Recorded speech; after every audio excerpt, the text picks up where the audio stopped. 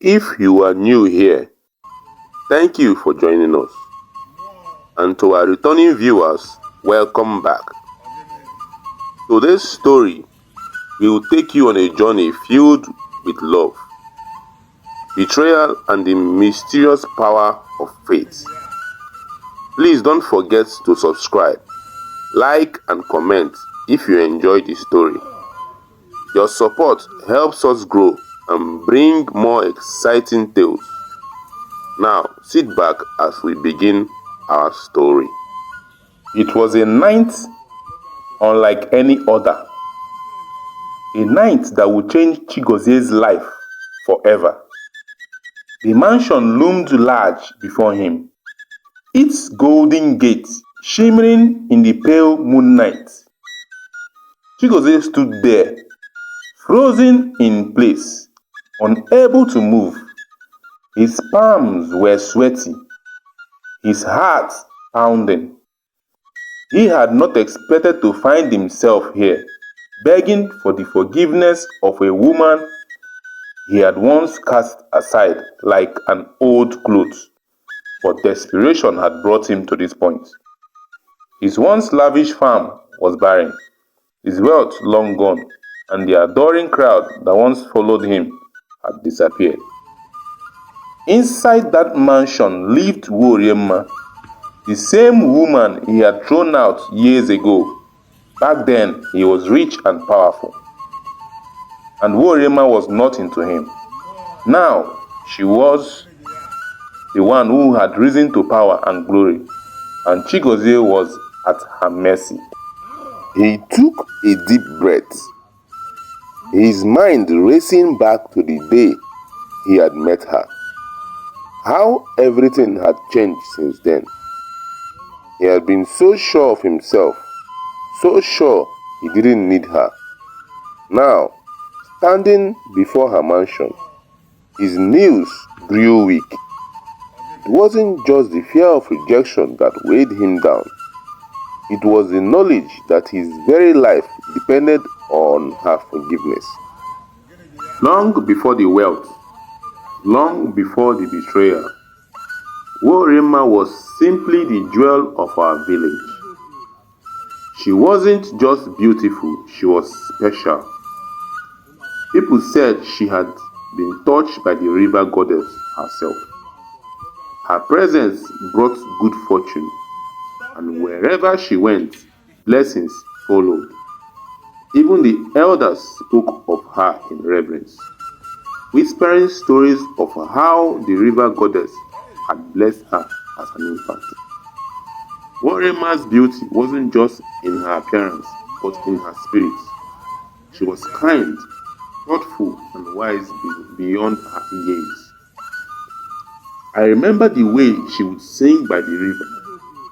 Her voice would float through the air as light as the feather, thanking the river goddess for her blessings. The villagers would gather at a distance, watching in awe, for they believed that if you were kind to Warma, the goddess would bless you too. But if you wronged her, misfortune was sure to follow. Warma never used her gifts to demand anything from anyone. She was as humble as she was loved. Farmers who were struggling with their crops found their land fertile after showing her kindness. Traders whose businesses were failing suddenly prospered after lending her a helping hand. She was a living miracle, and no one dared cross her path until Chigoze came into the picture. Chigoze arrived in our village during one of the most sacred burial festivals. The entire village was in celebration, honoring the life of one of our respected elders. People danced, sang, and shared stories about bonfires. It was in this lively atmosphere that Chigoze first saw Warma. He had come from a distant village, a farmer seeking better fortune at the festival. They met and something unexplainable sparked between them. From that moment, they were inseparable. Their love blossomed quickly, and everyone in the village marveled at how perfect they seemed for each other. Soon, Chigozie and Warma were married in a ceremony that was celebrated by the entire village. It felt like the union had been blessed by the river goddess herself. Soon after the wedding, Chigozie's life transformed. His once struggling farm became the most productive in the village, and within a few short years, he became the wealthiest man around. He was admired by all, and the people from nearby village came to trade with him. His newfound wealth brought him respect, and it also brought him the attention of others, especially the women who marveled at his success. As his fortune grew, so did his ego. Chigozie began to see himself as a man of great importance. And unfortunately, he began to see his wife differently too. Warma, the same woman who had brought him a fortune, now seemed too ordinary for the man he had become. As Chigozie's wealth grew, his treatment of Warma began to change. At first, it was subtle. He would dismiss her idea or not invite her to important gatherings. Soon, he began openly dismissive. He no longer introduced her as his wife, but referred to her simply as the woman at home. To Chigozie, Warma was not just a reminder of his humble beginnings, but he was ashamed of her simplicity. Ikenna, Chigozie's childhood friend, noticed the changes and was concerned. I remember overhearing their conversations. One evening, Chigozie Ikenna said, "Warma is the reason you have all this.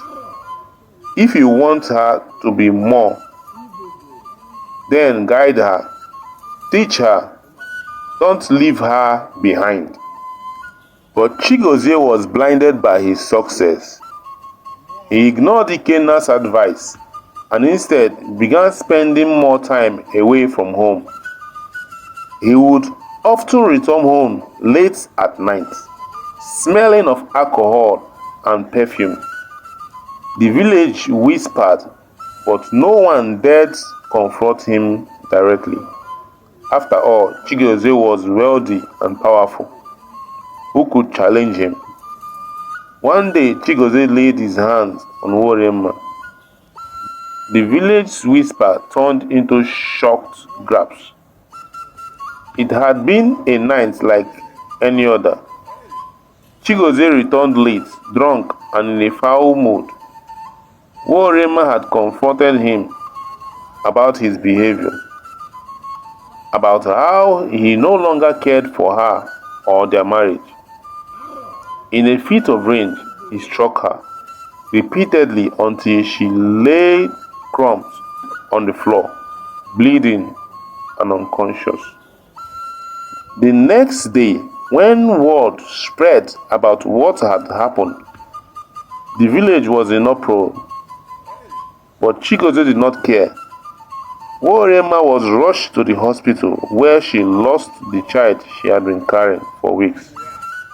She laid in recovery, but Chigozie never once visited her. He didn't apologize, nor did he show any concern. It was as though Warma's suffering meant nothing to him.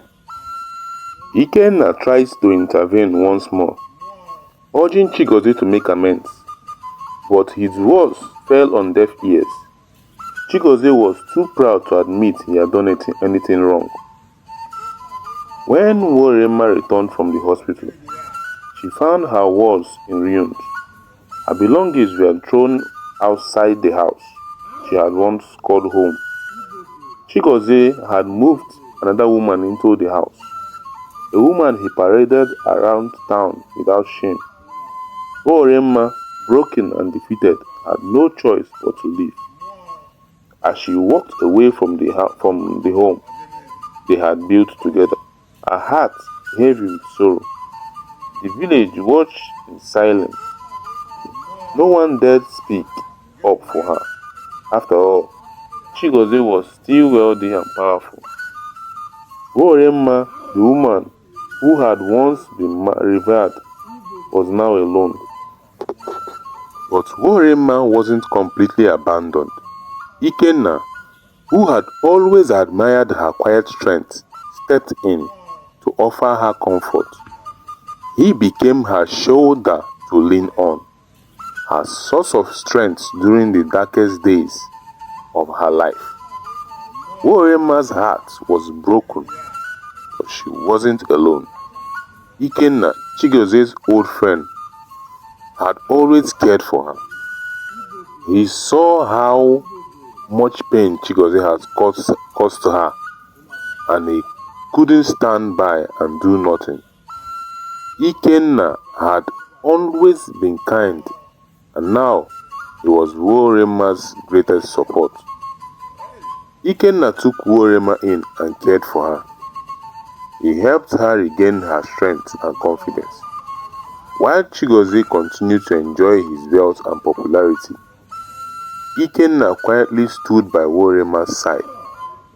He helped her heal from the wounds in her heart and showed her that she was still important and valuable. In time, Warma began to see Ikenna in a new light. His kindness and care touched her deeply, and she found herself falling in love with him. Unlike Chigozie, Ikenna didn't treat her like someone beneath him. He treated her like an equal, someone to be respected and cherished. While Warma was finding happiness again with Ikenna, Chigozie's life started falling apart. His crops in his farm stopped growing, and his wealth began to disappear. No matter what he did, nothing seemed to work. People who had once admired him now avoided him. The same women who had once flocked to him no longer wanted to be around him. Chigozie didn't understand why his fortune has turned so quickly. Desperate for answers, he visited the wise elders of a nearby village. They told him the truth. Warma's connection to the river goddess had brought him all his good fortune. But because he has mistreated her, the goddess had taken everything away. Chigozie was shocked. He had never believed that Warma was the reason for his success. Now, he realized how foolish he had been. He knew he had to find her and ask for forgiveness, or he would lose everything.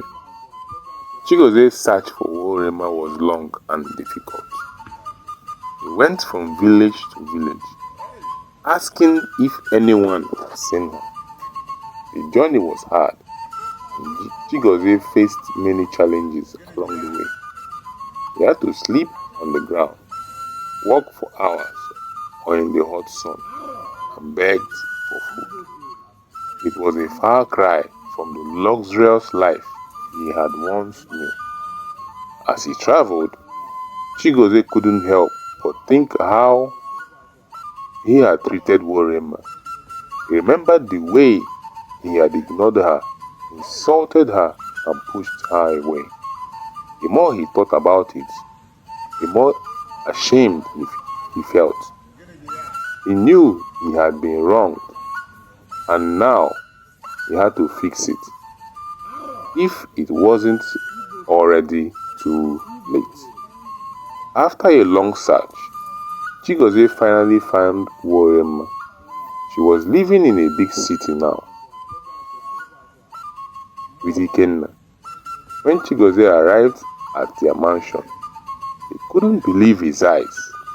The house was enormous, with golden gates and a grand entrance. It looked like the home of a king and queen. He was nervous and determined to ask for Warma's forgiveness. As he entered the mansion, Chigozie saw a large portrait of Warma and Ikenna hanging on the wall. They looked like royalty, dressed in fine clothes and smiling happily. When Warma appeared before him, Chigozie was speechless. She looked even more beautiful than he remembered. Her eyes filled with confidence and strength. Chigozie fell to his knees and begged for her forgiveness. He told her how sorry he was for everything he had done and how much he had changed. But Warma wasn't ready to forgive him. She had suffered too much, and the wounds were still fresh in her heart. Chigozie kept returning to Warma's mansion, begging for another chance. Each time she refused to listen. The memories of his cruelty were too painful, but Ikenna, ever the kind-hearted man, urged Warma to forgive him. "Forgiveness will set you free," he said gently. "It is not just for him, it's for you." Warma thought about Ikenna's words. She didn't want to carry the burden of hate and anger forever. Finally, after much thought, she decided to forgive Chigozie. She told him she had forgiven him for the pain he caused her. But she made it clear that there would be no going back to the past. She had moved on and she was happy with Ikenna. Though Chigozie was thankful for her forgiveness, he still hoped to win her back. He didn't realize that Warma had already found true happiness with Ikenna. Chigozie couldn't let go of the past, even though Warma had forgiven him. He wanted her back. He couldn't accept that she was now with Ikenna. In his desperation, he accused Ikenna of stealing his wife and even went to the village elders, claiming that Ikenna had snatched her from him. But when the elders heard Warma's side of the story, they advised Chigozie to move on. They reminded him that he had reclaimed the bride price he paid on Warma's head, which meant their marriage was truly over. Warma was free to marry Ikenna and Chigozie had no right to interfere. Chigozie refused to accept this, and his anger led him to a terrible mistake. He tried to hire men to harm Ikenna, but they were caught and Chigozie was arrested. He was sentenced to 15 years in prison for attempted murder. Meanwhile, Warma and Ikenna's love continued to grow. They got married in a grand ceremony, and soon after, Warma gave birth to twin boys. Their family was happy, and they used their wealth to help others. The village prospered under their kindness, and Warma's story became a legend, teaching everyone the importance of treating others with love and respect.